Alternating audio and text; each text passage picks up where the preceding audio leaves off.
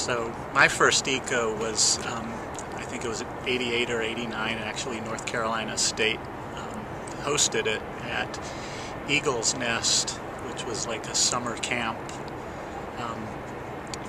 that we rented or had use of for that weekend in that year.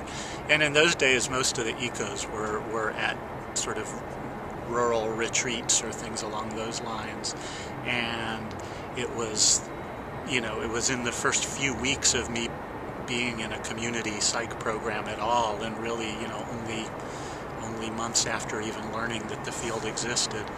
And so in those first few weeks in grad school, the students were pulling together something for eco, and what was really cool was that they pulled I think there were two of us in the new cohort of community students, and they pulled us into it and gave us a role on a presentation. So it was really exciting to be able to not just go to a conference, but also be able to have a part in it. And that year, Melvin Wilson, who was one of the faculty in our program, pulled together the group to go to make the drive down and got us a van from the University of Virginia. And so a whole bunch of us, the first year students and then ones from everywhere else, all drove together. So there were probably 10 or 11 of us in the van. And it was just this real, sort of just pushed right into what is community psychology, because, here we were driving through rural Virginia and into rural North Carolina, and in a van being driven by a black man and a woman who was one of the more senior students in our group, and somebody who'd become a really great friend later on, who was a lesbian.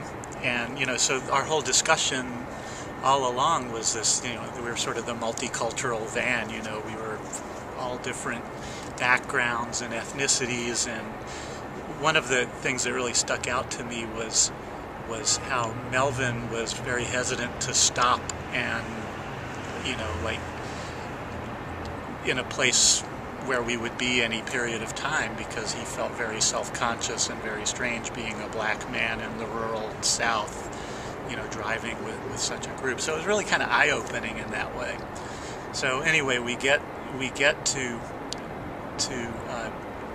Eagle's Nest, and this is, I think, my first conference, certainly my first eco. I think I might have gone to the community biennial the summer before, and we get there, and everybody's staying in cabins, and it's this like totally laid back thing. All the guys, the faculty and students are all in like the boys' cabin, and all the women are in the girls' cabin. All of the meals are communal. It turned out that particular weekend, the staff that worked at the camp several of them were off, so they didn't have enough people to handle all of the things like doing the dishes and cleaning up after events and things like that. And so the way we handled it was communally. Everybody signed up for chores, and everybody had to do their part to keep the place clean and keep the place running. And it was just this very wonderful experience in terms of getting to know people personally and professionally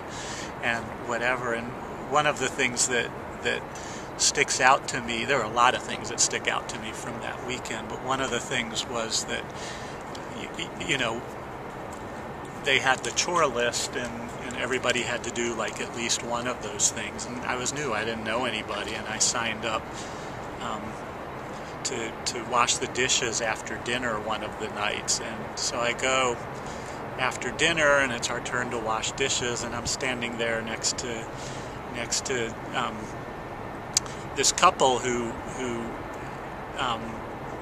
were a married couple, and they were a professor and I don't think probably a recent graduate at that time from one of the other universities. And so we're talking and just blah, blah, blah. Well, these people turn out to be Jim Emsoff and Debbie Starnes. And so that was my introduction to Jim and Debbie, was washing dishes with them at the Eco Conference. And I think back at that a lot because, who knew that, 10 years later I would be joining the faculty with Jim.